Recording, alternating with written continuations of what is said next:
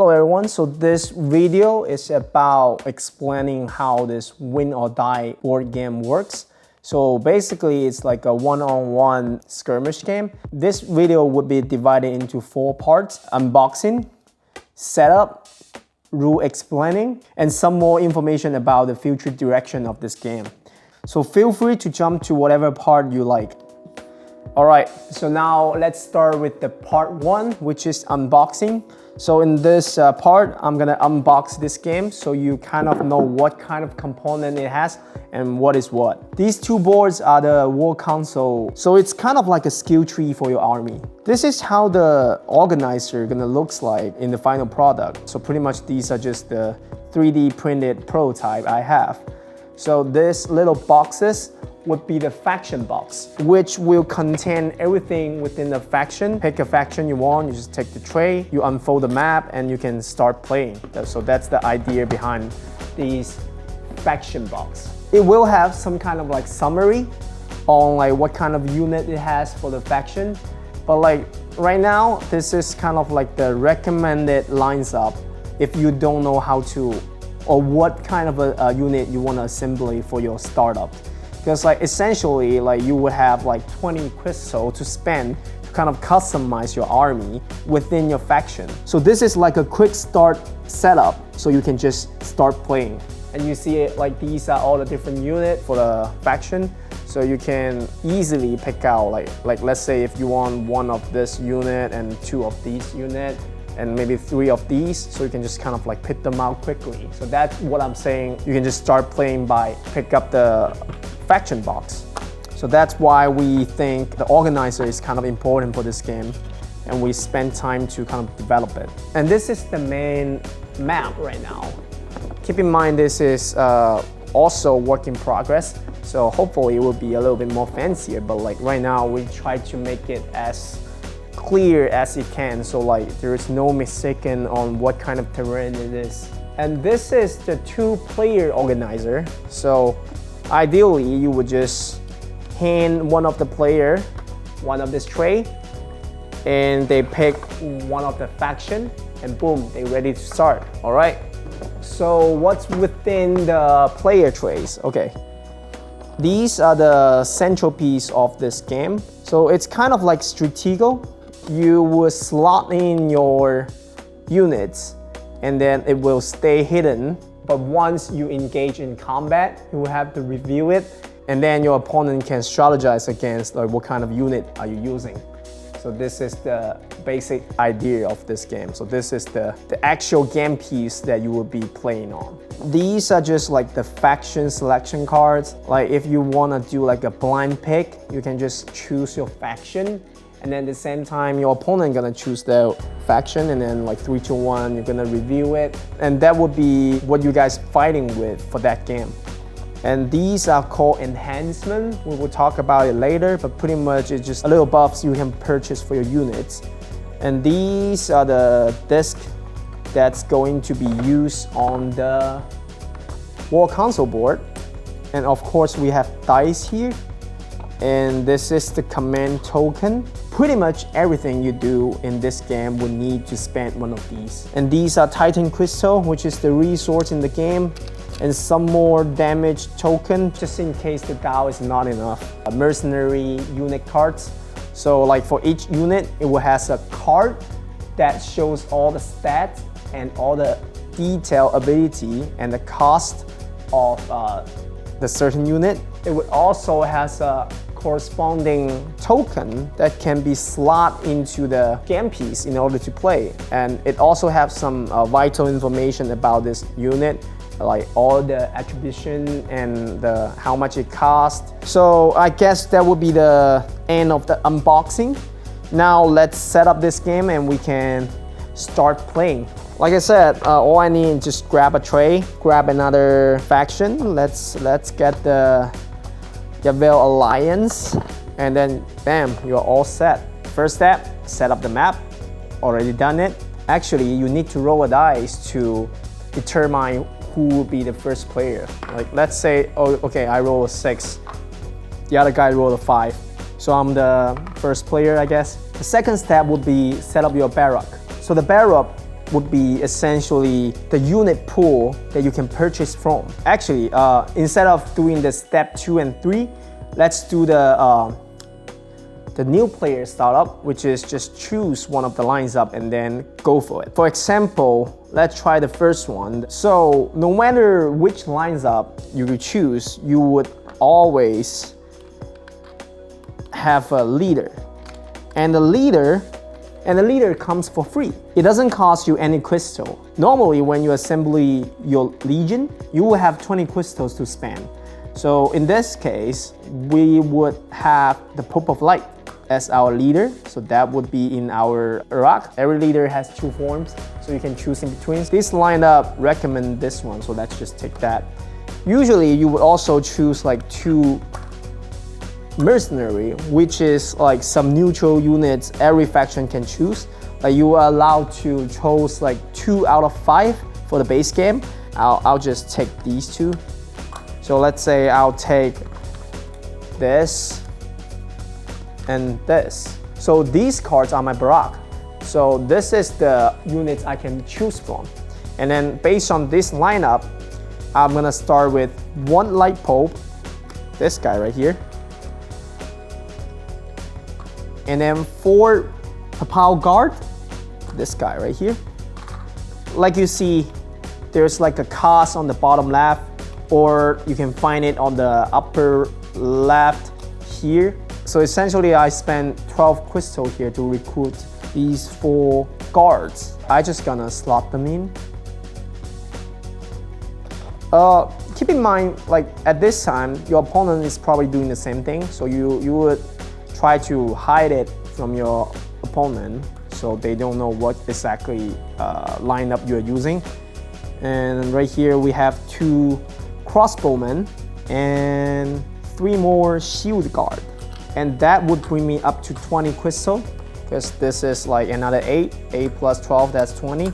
So, and then it says I have none of the crystal left, because like in the normal rule, if you like assembly, let's say like using 18 crystal, so you will have like 2 crystal left, so you actually get to keep those.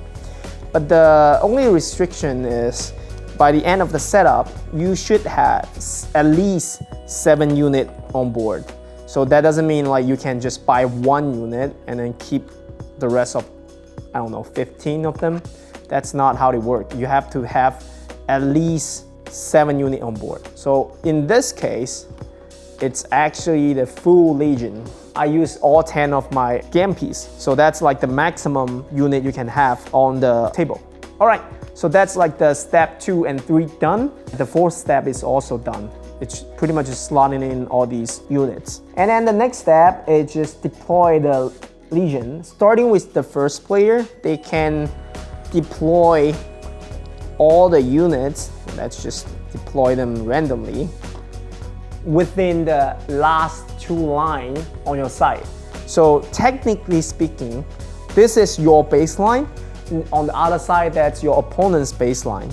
So the rule says you can either place your initial units on the baseline or adjacent to the baseline. So pretty much the 2 last row. One thing we forgot is to mark our morale and fatigue. So your fatigue gonna start at 0, which is at the skull. Your morale would be like adding up all the cost of your army. So it should be 20 at this setup. And then as the starting player, on first round, you will only have 5 command. So for the later on, every player would have 7 command for them to use. But like for the first turn, like the first player only have like 5 of them. So I guess now we are done with the setup. Imagine your opponent is doing the same. So now let's go to the rule teaching. Let's talk about how to win this game. So there's 2 ways to win this game, or should I say there's 2 ways to lose this game. First way to lose it is once your morale is at the same space as your fatigue, then you will lose your game. There's a concept in this game called morale. Morale is essentially all the cost of your army adding up. By spending 20 crystal, usually you would got like 20 morale. Like there are some exceptions. I would explain those later. Every time a unit being eliminated from the game, the owner will lower their legion's fatigue a certain amount. For example, if this crossbowman is being killed, it says it costs 1 crystal, and by killing this crossbowman, your morale would reduce by 1. So if all the unit die, then naturally you're gonna lose the game because you would drop to the 0. So you would probably ask, isn't that meaning like just kill all the unit, then you win the game?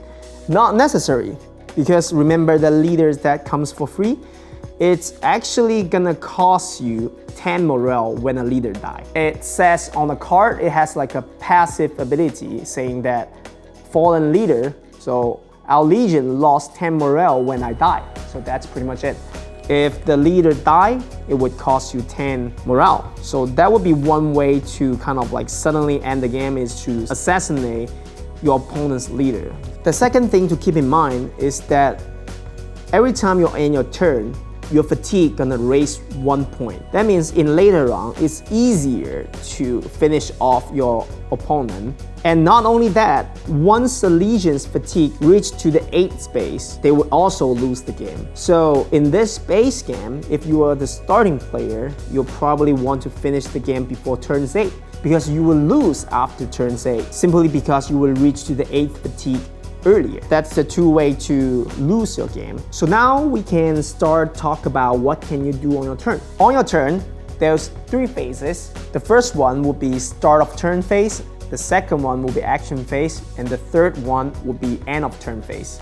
So at the start of turn phase, nothing much happened. It pretty much just let you recover all the command tokens on the board, with the exception of the first turn, because like at first turn, the first player only get 5 command tokens.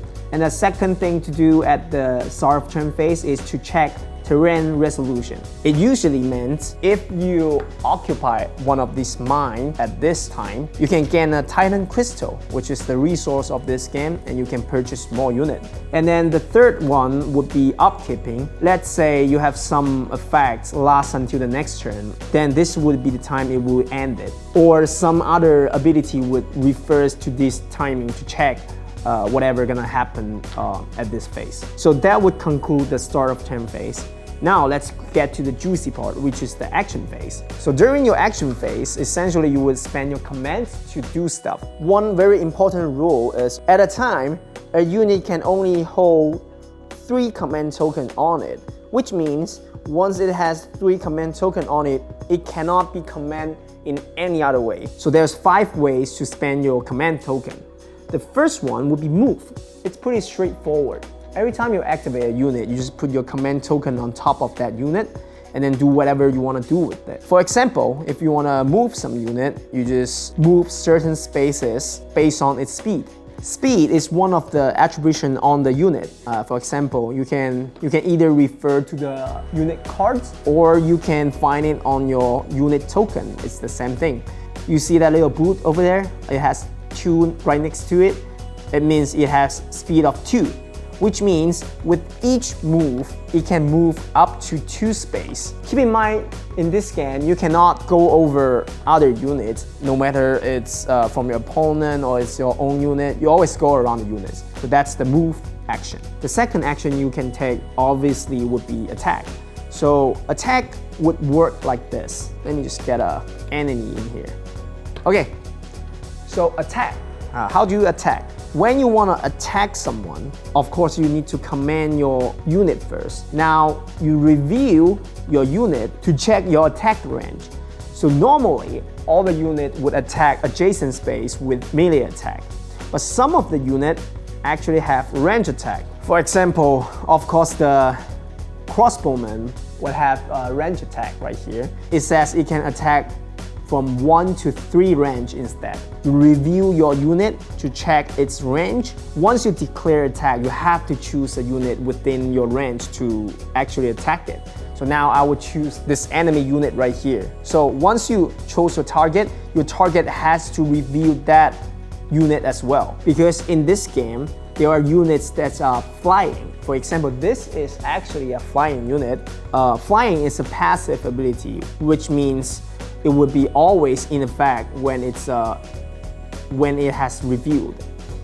So since it's flying says it cannot be attacked by melee attack that's from a non-flying unit, which means only flying units can melee attack flying unit, but you can always range attack flying units. So probably I chose a bad example right here. So let's change it. Let's change to something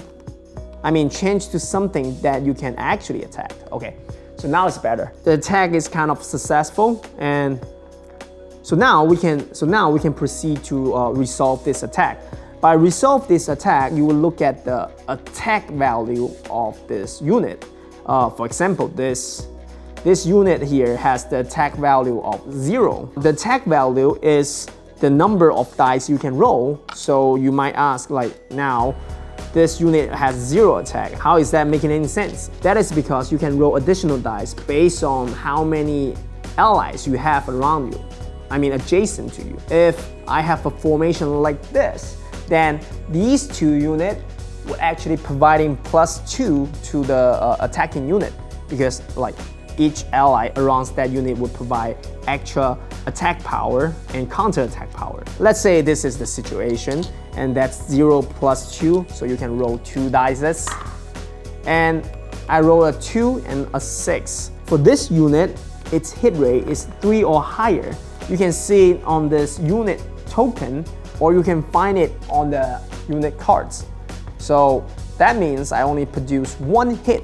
Keep in mind, like, all the unit starting with 0 damage. So this is the damage tracker for each unit. So in this case, I do 1 damage to this enemy, so it will suffer 1. If a unit suffered damage that's exceeding its health, like for example, this unit has 2 health, which is the red number over there. If it ever has 2 damage on it, it would die.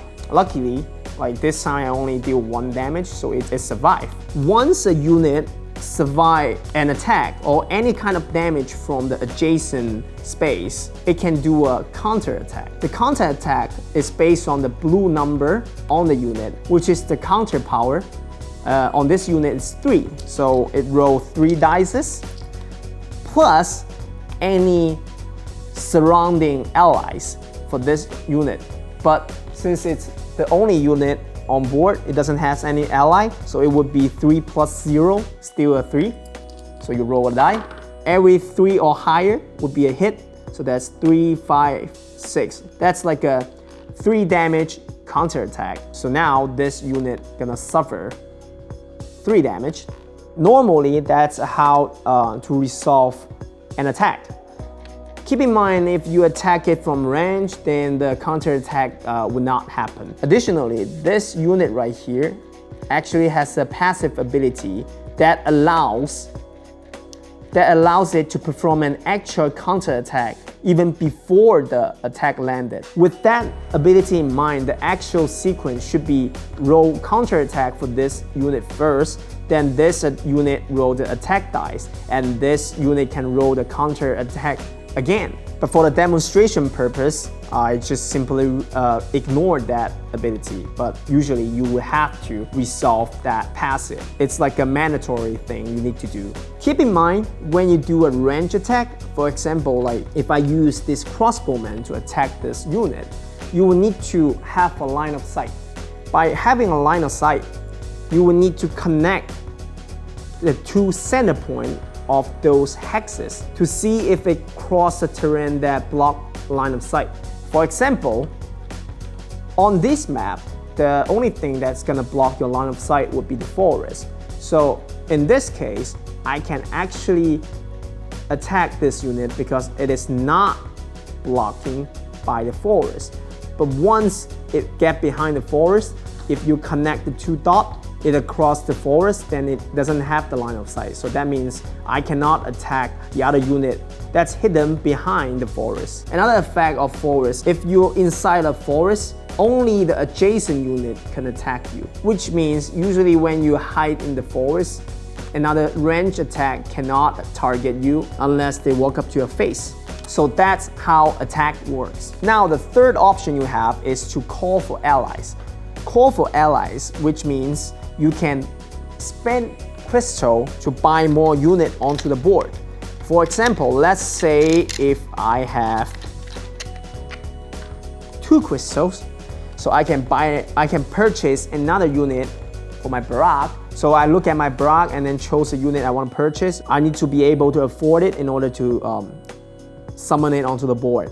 Keep in mind, this call for ally action can only activate it by the unit that at the baseline. In order to summon more unit onto the board, you need to have at least 1 unit at your baseline to keep that option open. Otherwise, you will need to spend action to actually move it back to the baseline. Then you can perform the call for allies. For example, I can spend 2 crystal to purchase 1 more crossbowman. And you will ask like, well, this is only costing 1 crystal, why are you using 2? Because there's another thing you can do when you're purchasing a unit, either during call for ally or during the setup, is to purchase an enhancement for it, which means buff one of the attributes of certain unit. For example, I can choose to use 1 crystal to buy an attack enhancement. So that way, it would actually increase my attack by 2. In this case, for the crossbowman, it would double its attack. Now it would roll 4 dice on attack instead of 2. So that's how enhancement works. Each unit can have up to 6 different enhancements if you want. Then you need to place it either on the left or on the right of the unit you just activate to purchase this unit. And also you need to remember to increase your morale based on the cost. The extra cost you pay for the enhancement doesn't include, so I actually just gain 1 morale instead of 2. Alright, the fourth option would be activating abilities. There are 4 kinds of ability in this game. There will be action, passive, ultimate, and reaction. Only the passive ability doesn't require activation to actually make it work. So passive ability would always has its effect when that unit has been revealed. For example, this shield guard right here has a passive. It says shield wall. When I suffer physical damage from enemies' range or long range attack, I suffer 2 less damage. So if someone attacked me from range, I'll suffer 2 less damage. That's how the passive works. It doesn't require any activation.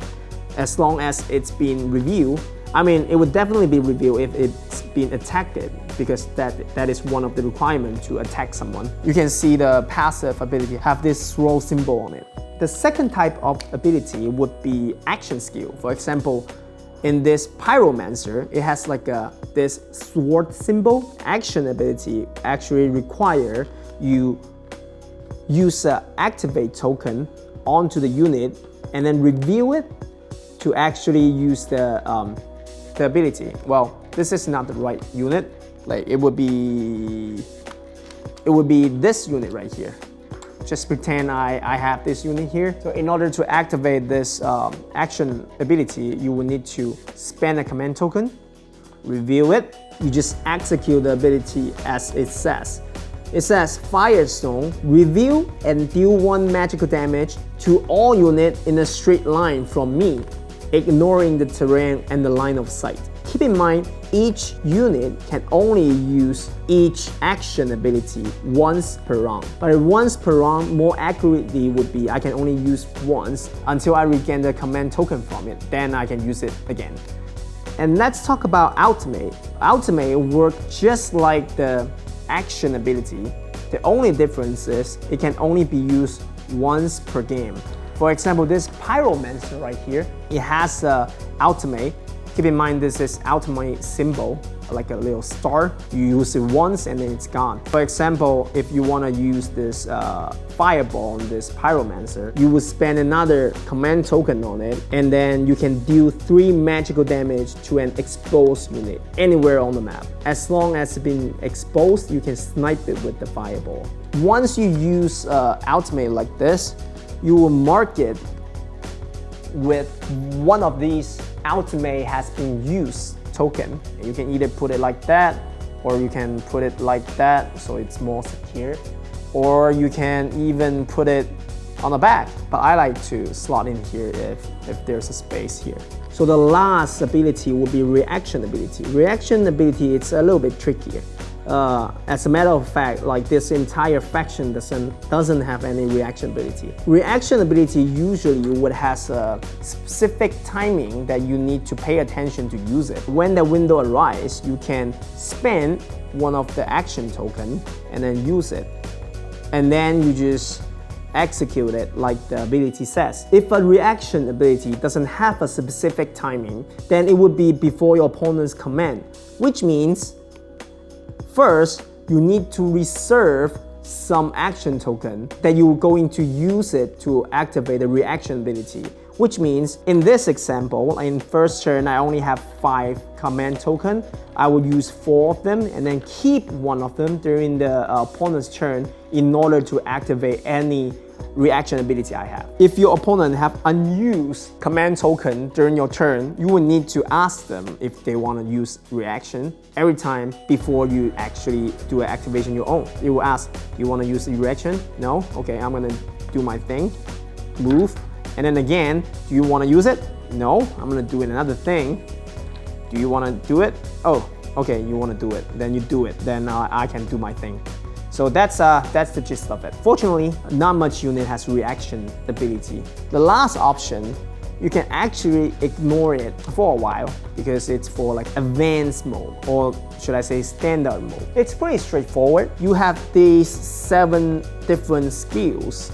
If you want, you can use the command token on any unit, and then you can choose one tactic out of the 7 to activate it.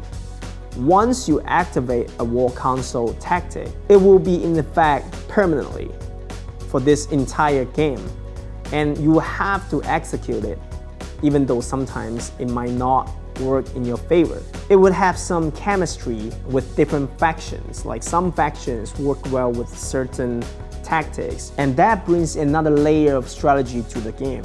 That's all 5 things you can do. And now on your action phase, you can actually end your turn anytime you want. You don't have to use all your command, but most of the time you probably should spend your command unless you are saving it for your reaction ability. You can announce you end your turn, you would raise your fatigue by 1, and then you will pass the turn to your opponent, and that's the game. Like, it just go back and forward between you and your opponent until someone can finish off their opponent. Someone can drop their opponent's morale down to their fatigue, or someone can outlast their opponent. That will be all for just playing the game, but I will also throw in some details if you want to hear about it. For example, there are units that's called giant unit. A giant unit, it's so big that cannot be hide, so it would be exposed from the beginning of the game. So it would be like that, and you would use the base this way to keep track of the health. And then another thing is the giant unit actually block line of sight. And then there's also flying. I mentioned flying unit can go over other unit, or other unit can go over flying unit. Also, like flying unit on the terrain would not activate any terrain. It has no effect to occupy mine. It cannot hide behind the forest, all those things. And then there's one unit I actually want to show you guys. That's one of the special ones. I need to show you guys how to set up this game piece properly. In this Dadao Empire, there's a unit like a tank. It actually has 2 forms. So at the start of the game, you can choose, like if you purchase it, you can choose a form to slot it in. Usually it would be the tank form, because once it's switched to the stationary form, it cannot move. So it would be not ideal like at the beginning of the game, because you want to move the tank forward. You slot in your tank, you make your move, and then now you can use its ability. It has like an action ability to switch form, which means it can switch from the attack form into the stationary form. So for this unit, you simply just slot the other form into the back of the game piece. And now, once it's revealed, you can just like switch in between by flipping it. Because one of the action ability on each form is just to switch into the other form. So this is why we have this two-sided for the game piece. Or for other pieces, if you want, you can put up your flag. Just put some unused unit backside into the backside of the base, so that now you will have a pretty cool sigil of your faction. And now talking about the component, like obviously it's a prototype. There are things we already have been changed, but just haven't reflect onto the current prototype. For example, this war console would, in a different size, actually slot in perfectly and become the lid of this tray. And also this faction reference sheet will also act like a lid for this faction tray. We're also thinking about to change the command token to this form. So once it's been revealed, it would not block your unit's info like that. So that's another change we've been thinking about. Yeah, obviously the player assistance sheet is still in progress, game rules still in progress. By the way, all the cards, I know that the readability right now is not the best, but we already in the progress of symbolize some of the common passive ability. For example, flying, giant, range attack, those would be condensed into certain symbols, and then we will have it on the reference sheet as well, or on the back of the rulebook. So that way we can have more real estate for the more complicated abilities. We are aware that the texts are all over the places, and those would be adjusted to fit the graphic design standard. So right now, this is kind of like the first pass of our graphic design team. It will be adjusted in the later version of the game. Thank you for your time. If you have any question, don't hesitate to contact me. I'll answer your rule question personally. Hope you enjoy the game.